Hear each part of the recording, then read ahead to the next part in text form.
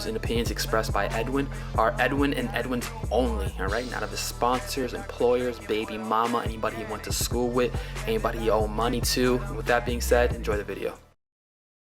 What is going on, everyone? Edwin Pagan here. Thanks for joining me on the Word on the Road podcast, your weekly technology care package, man. If you're new to the channel, appreciate you taking time to check us out, man. This is a weekly podcast I do every Monday, Wednesday, and Friday. I call it my technology care package.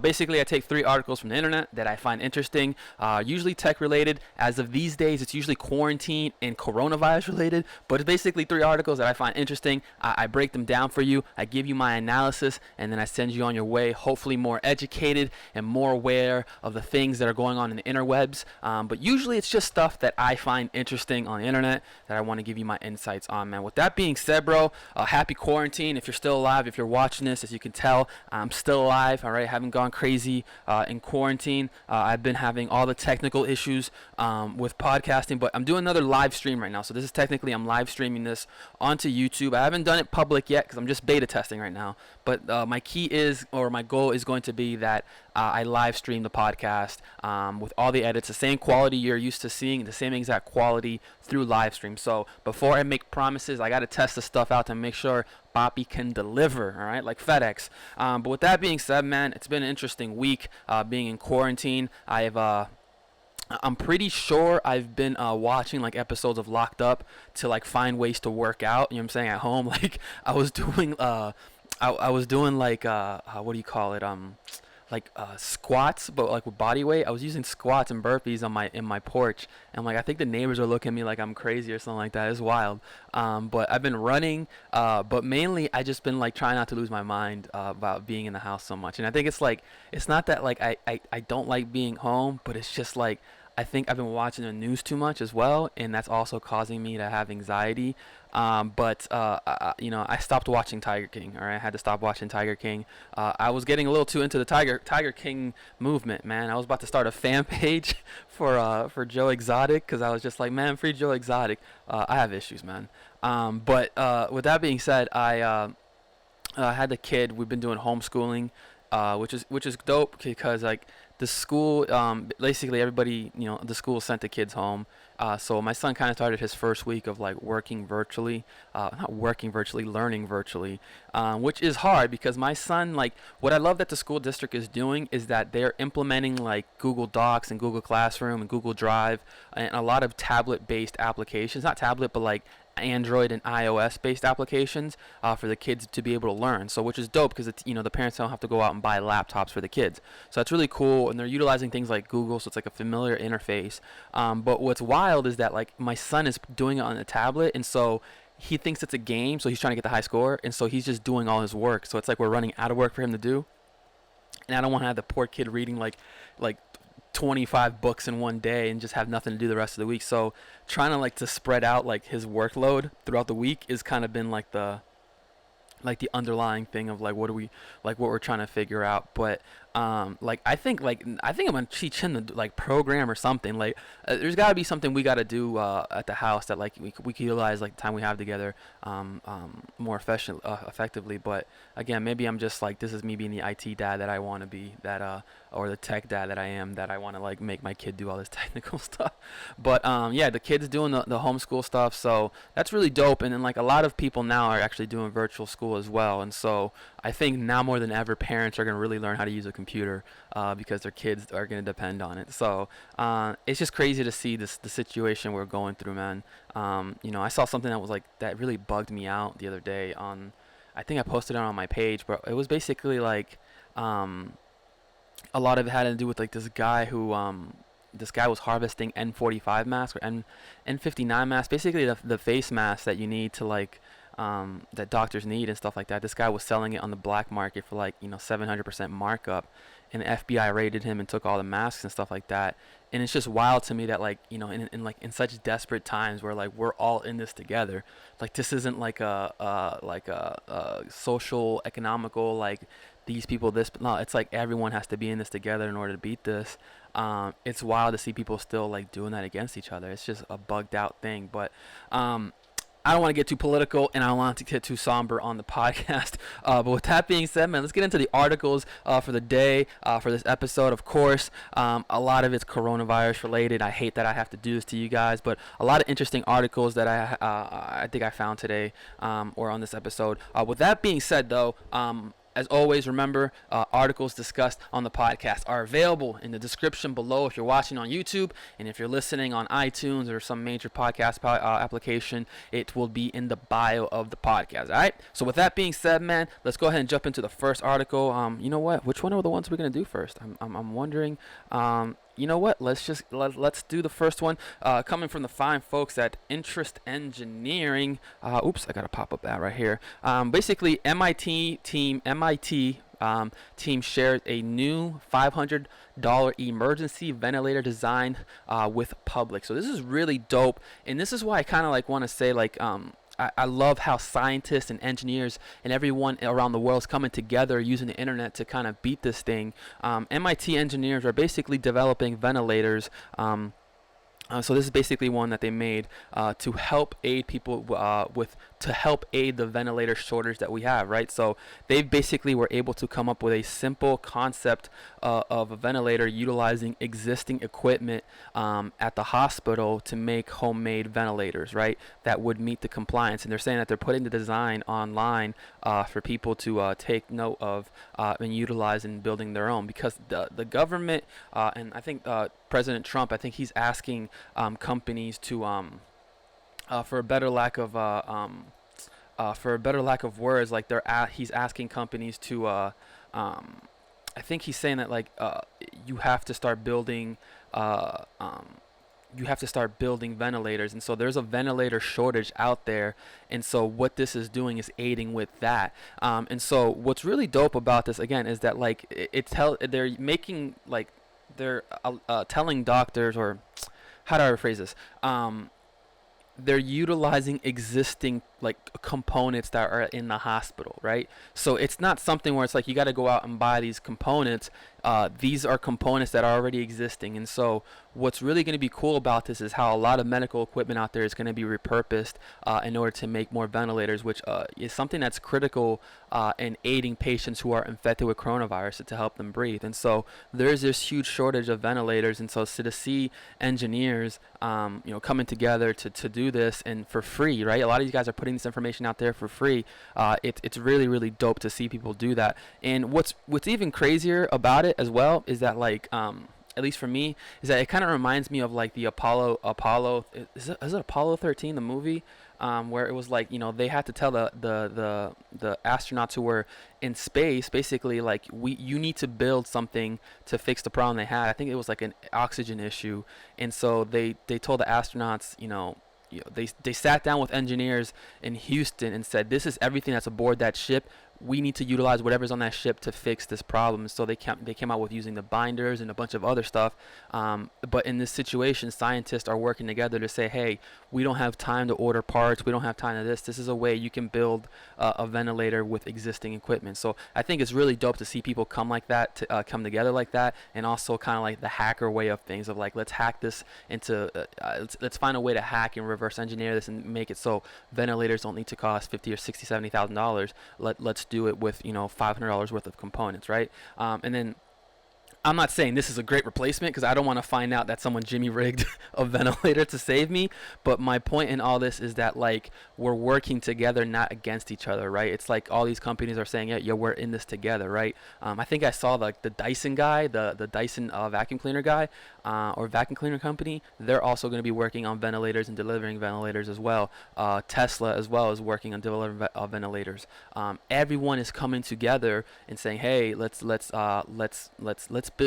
beat this together. It also reminds me of something like with Volvo. I don't know if people realize this, but Volvo invented the 3-point seatbelt system that we have. So the modern seatbelt system that you have, Volvo invented that patent, but it's an open patent. It can be implemented into any car, because they said, we don't want to put a price tag on saving people's lives. Like, if this is the best way to save people's lives, why should we restrict people? And it's something also that's similar that Elon Musk did as well, where Elon Musk, the charging system and the technology that he has and the adapters, he said, let's open that technology up for any company to use. So we're not building 40 different types of charging stations. We have one universal charging station. And so, like I said, I could go on and on about this, but definitely check out this article. It's interestingengineering.com. So with that being said, man, next article is coming from the fine folks at, what's this website called? My goodness. This is called newscientist.com, and it talks about a mind-reading artificial intelligence turns thoughts into words using a brain implant, right? So what's really dope about what's going on here is that there's a lot of people out there with like existing brain conditions who they're not able to communicate effectively, whether it be words are missing. They're not able to make complete sentences. What they're doing is they're designing an artificial intelligence-based chip that goes inside your head. That's wild, bro. This is like a Black Mirror episode. It goes inside your head. But in essence, what this artificial chip does is it does predictive analysis of your speech, meaning it can tell what words you're more than likely to use and then say those words for you or present those words, right? And this is something that can be useful in helping people communicate who at one point couldn't formulate sentences, right? So a good example is like I typically like the typical way of someone saying, can I please have a glass, right?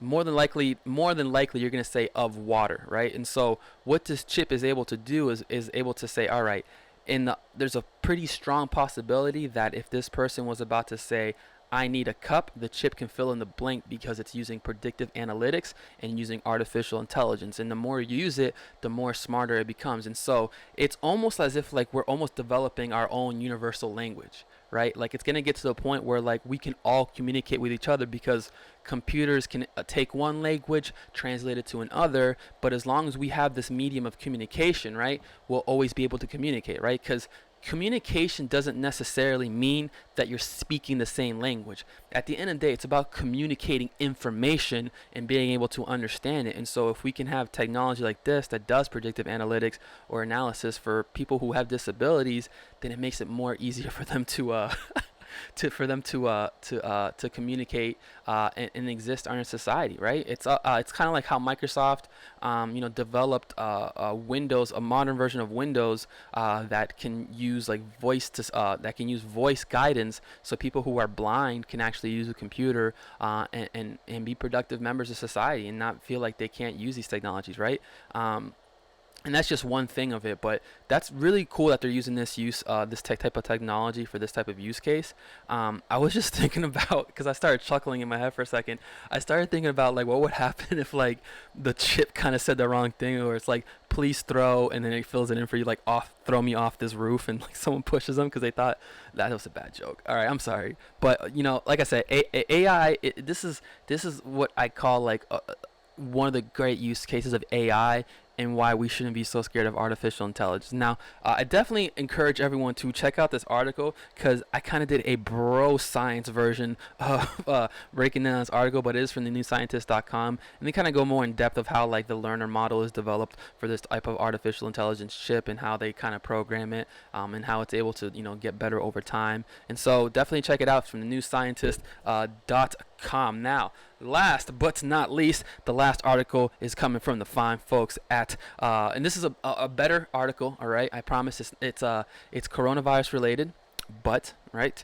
I found it interesting, right? So it's coming from the fine folks at the bolditalic.com, which is the weirdest COVID-19 shit to come out of Silicon Valley in March, all right? So this is again, we got to make light of the situation, all right? Let's make light of the situation. But basically, these are the weirdest things, like products and inventions, to come out of Silicon Valley because of Corona, right? When you put a bunch of geeks inside at their house and tell them they can't leave the house, they're going to come up with some ideas. And like I said before, there's always going to be people who are going to try to come up with ways to make money off of Corona. So with that being said, these are some of the weird companies that have come out. Or some of the weird things that are going on because of it. So the first one I thought was really interesting is that people are live streaming themselves sleeping on TikTok. All right, apparently that people are just like, there's people who want to watch you sleep.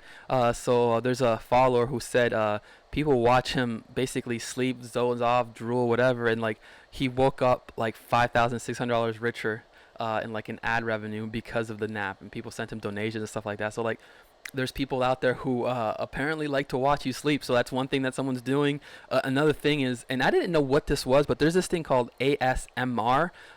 So basically, they're saying ASMR influencers take on the coronavirus. So ASMR stands for Autonomous Sensory Meridian Response. And what my girl, or my fiance told me was like, it's when people like make videos where they just talk like this and they gently walk and scratch, and it's the weirdest thing. And so what this YouTuber did is she made a video where I guess she is like gently washing her hands.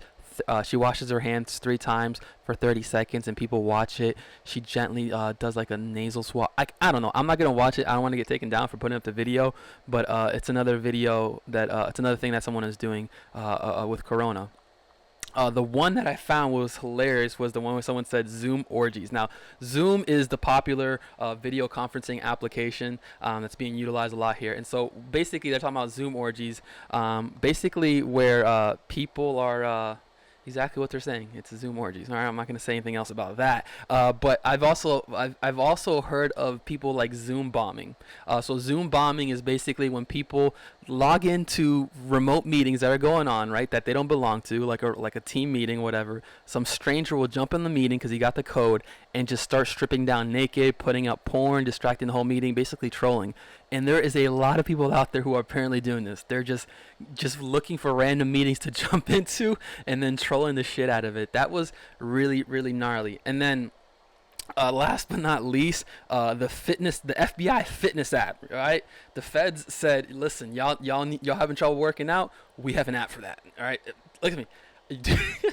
The part to me was funny is like, yo, are you really trying to put an FBI application on your on your phone? But apparently it's a FBI fitness app that basically teaches people to it lets you take the FBI physical fitness test on your phone. Basically it gives you the criteria for that. I'm not trying to find out what it's like. And then there's some other articles, or there's some other companies here. Apparently there's been a bunch of toilet paper startups, people who have unique toilet paper designs and stuff like that. I wouldn't mind having like a toilet paper like, I don't know, like a toilet paper with my face printed on it, because I'm the shit. I don't I'm such a jokester. Anyways, man, I crack myself up, bro. I crack myself up. Anyways, guys, that is the articles for today and for this episode, man. This has been the Word on the Road podcast, where I can't stop playing with the microphone and touching it and making sure it's accurately on my face. With that being said, this is the Word on the Road podcast. As always, the articles discussed are in the description below and in the bio of the podcast. If you're listening through a podcast platform, make sure to subscribe to the channel, like the video, set up alerts.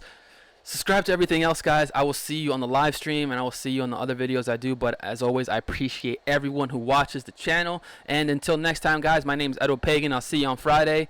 This is the Word on the Road podcast. Take care, everyone. Peace.